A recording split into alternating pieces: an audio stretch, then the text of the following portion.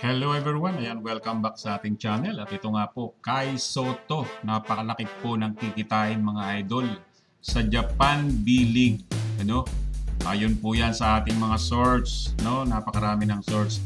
At sabi nga dito sa inilabas na balita ni Homer Sison, ang sabi niya, after a terrific 23-24 season, Kai Sotto has emerged as a highly sought-after free agent in the Japan B-League. Ayun po.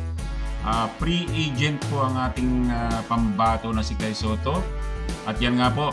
At nagkakahalaga po ng 600,000 hanggang 900,000 US dollars po yan. Ha? Wow, US dollars a year. O saan ka pa? Diba? 600,000 to 900,000 US dollars.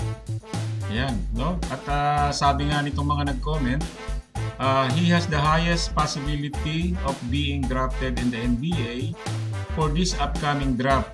But I just don't know if he has declared for it. Medyo mahina ang draft class ngayon.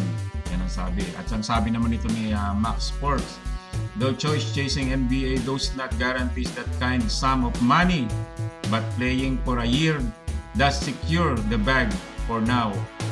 Kai and then crush the competition in B-League to be able to gain attention again from NBA scouts. Oo nga naman, di ba?